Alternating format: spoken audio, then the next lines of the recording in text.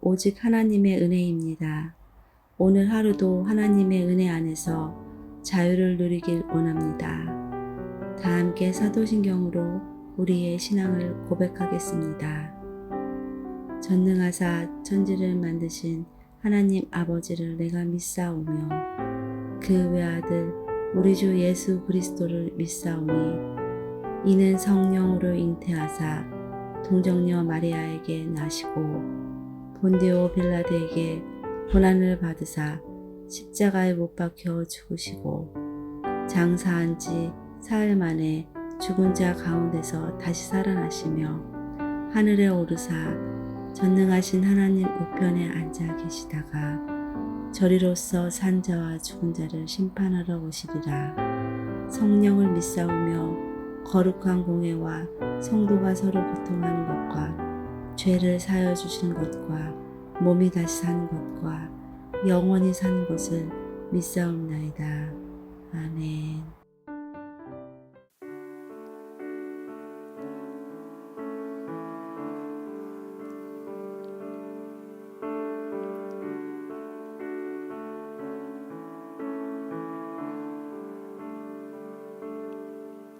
주님 내 길을 잘 아시고 내 걸음 아시네. 어둠에서 빛을 내시는 그분을 믿네. 무엇으로 주를 섬길지 어디로 가야 할지 헤매이는 나를 아시고 길을 여시네. 주님 내 길을 잘 아시고 내 걸음 아시네. 어둠에서 빛을 내시는 그분을 믿네. 무엇으로 주를 섬길지 어디로 가야 할지 헤매이는 나를 아시고 길을 여시네. 내 삶은 주의 것, 내 삶은 주의 것, 온전한 신뢰를 주께 드리네. 보이지 않아도 믿음으로 걷네. 주 영광 바라보며 주만 따르네. 내 삶은 주의 것, 내 삶은 주의 것, 온전한 신뢰를 주께 드리네. 보이지 않아도 믿음으로 걷네. 주 영광 바라보며 주만 따르네.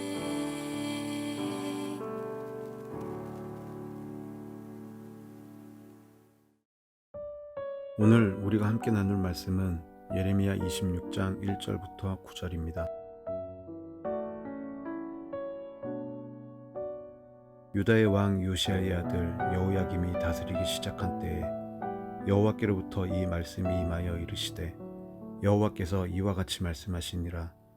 너는 여호와의 성전 뜰에 서서 유다 모든 성읍에서 여호와의 성전에 와서 예배하는 자에게 내가 내게 명령하여 이르게 한 모든 말을 전하되 한마디도 감하지 말라.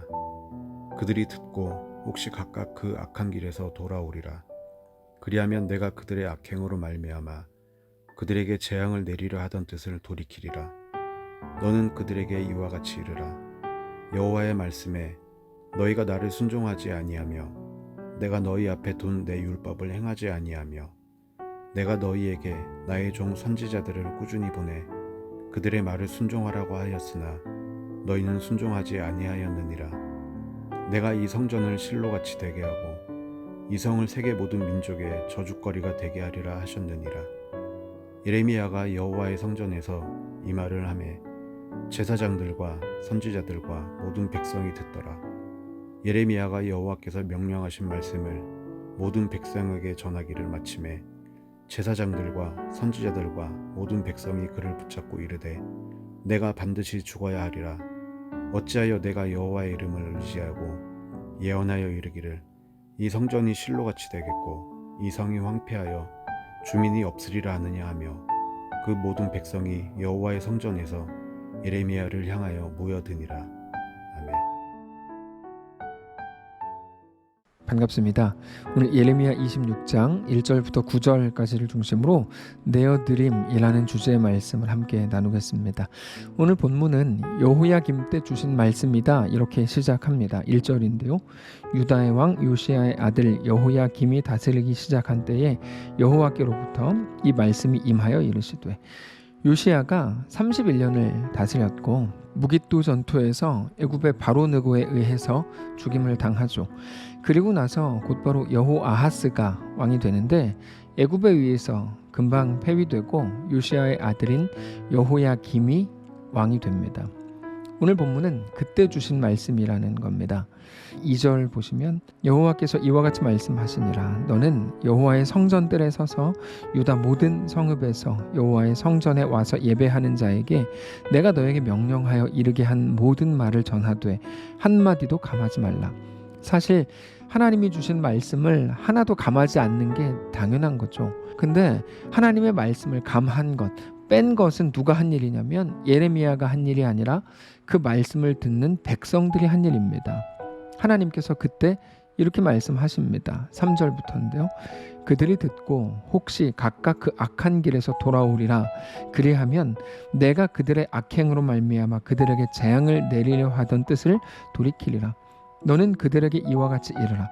여호와의 말씀에 너희가 나를 순종하지 아니하며 내가 너희 앞에 둔 내 율법을 행하지 아니하며 내가 너희에게 나의 종 선지자들을 꾸준히 보내 그들의 말을 순종하라고 하였으나 너희는 순종하지 아니하였느니라.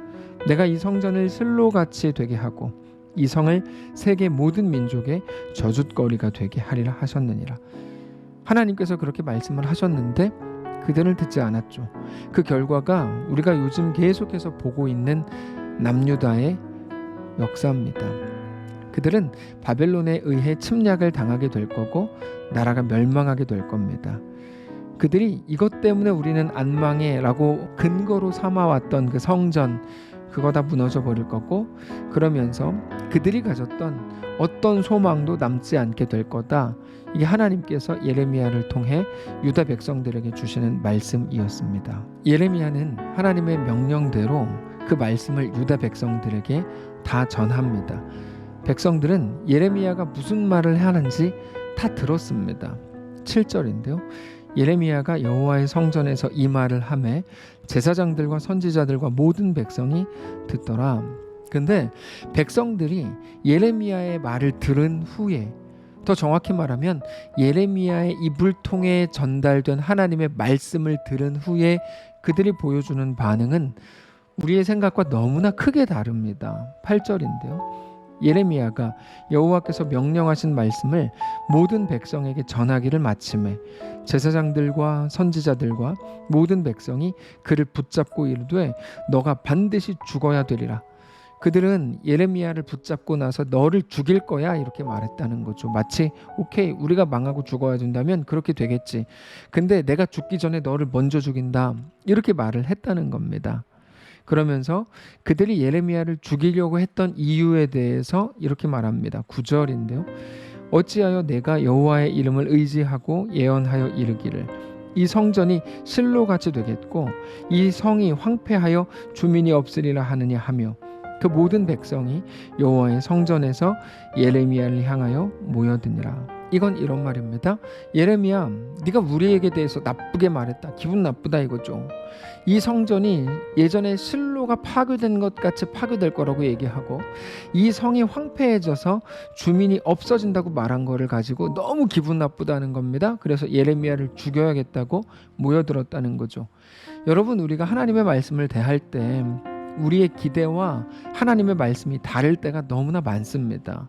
우리의 기대는 어떤 겁니까? 아무런 문제 없이 지금의 이 모습 그대로 편안하게 살기를 원하는 거죠. 아무 일도 일어나지 않는 거예요. 그냥 적당히 대단한 큰 죄를 짓지 않고 반면 대단한 고통 당하지 않고 적당히 사는 게 우리의 바람입니다. 근데 하나님의 말씀은 뭡니까? 욥에 대한 하나님 말씀 뭐였죠? 나는 너를 적당히 부르지 않았다. 나는 너를 대장부로 불렀다. 나는 너를 자녀로 불렀다. 아들의 수업을 해야 된다. 이거죠. 하나님께서 이렇게 말씀하시죠. 아버지가 그 사랑하는 자녀를 대함같이 너희를 대한다. 징계하지 않는 자녀는 없다. 친아들이 아니다. 사생자다. 이렇게 말씀을 하십니다. 하나님은 그래서 모든 성도들에게 오히려 모든 것들에 대해 틀렸다고 그러고 돌아서라 그러고 믿음으로 행하라 그러고 도전하라고 말씀을 하신다는 겁니다. 그러면 마음이 너무 불편해지죠. 그게 하나님의 말씀이니 아니냐는 둘째 문제가 되고 제일 먼저가 무엇이 됩니까? 내 감정을 존중받아야 되고 그게 제일 중요한 문제라고 생각한다는 거예요. 그래서 어떻게 나한테 그렇게 말해? 어떻게 우리 자식한테 그렇게 말해? 이렇게 하게 되는 겁니다. 그러면서 다 떠나가게 되는 거죠. 그렇게 말씀에 대해서 가장 큰 거부감을 느꼈던 사람들이 바로 예수님 시대의 바리새인들이었습니다. 그들은 말씀의 실체이신 예수님이 오셔서 직접 말씀을 주셨음에도 불구하고 예수님을 거부했죠. 사실 예수님께서 잡히셨을 때 제자들이 예수님을 두고 도망친 이유도 자기들의 기대와 너무나 다른 예수님의 모습, 그런 무기력한 모습 때문이었습니다. 그게 실망스러운 거죠. 내가 기대하는 것과 하나님이 행하시고 말씀을 주시는 것에 대한 괴리감을 못 견디는 겁니다. 그리고 그게 오늘 본문에서 예레미야를 대하는 사람들의 태도로 나타나는 겁니다. 근데 여러분 중요한 건 이겁니다. 그들의 모습은 그들의 모습일 뿐이지 이걸 우리에게 왜 보여줍니까? 그들을 욕하시려고 보여줍니까? 그게 아닙니다. 오늘 우리를 보라고 하시는 거죠.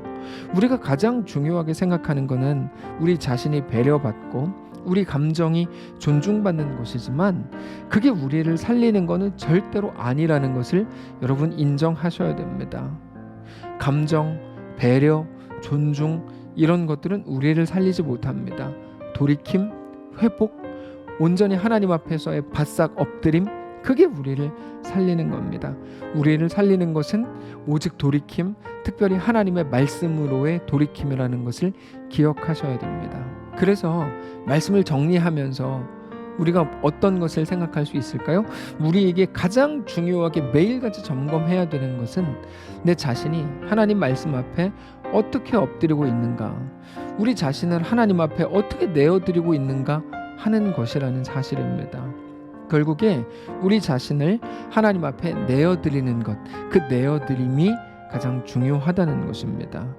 사랑하는 성도 여러분, 오늘 우리 자신을 그렇게 점검하시기를 바랍니다.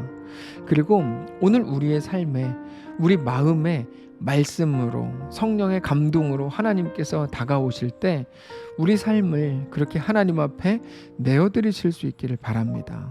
그렇게 오늘 또다시 하나님의 사람으로 우리 자신을 하나님께 내어드리는 거룩한 성도들로 서게 되시기를 바랍니다. 한번 기도하겠습니다. 살아계신 하나님, 오늘 이 말씀을 우리에게 허락하시니 감사합니다. 하나님께서 성령으로 우리 가운데 말씀하시고 감동을 주실 때 왜 나를 배려하지 않아요? 왜 나에게 그렇게 말해요? 내 상황을 다 알면서 하나님 이렇게 반응했던 우리를 불쌍히 여기시고 이제는 주님, 내가 주의 백성입니다. 주의 말씀을 따르기를 원합니다. 주님 말씀하시면 내가 가겠습니다. 라고 정직히 고백하는 우리 모두의 삶이 되도록 역사하시옵소서. 감사드리며 살아계신 예수님의 이름으로 기도합니다. 아멘. 사랑하는 성도 여러분, 하나님께서 오늘 하루를 우리에게 허락하셨습니다. 오늘 말씀을 붙들고 우리에게 허락된 모든 길 위에서 나는 주님의 것입니다. 주님이 나의 주인입니다. 정직히 고백하며 우리의 삶을 온전히 내어드리는 귀한 우리의 오늘 그리고 내일 주일 되시기를 축복합니다.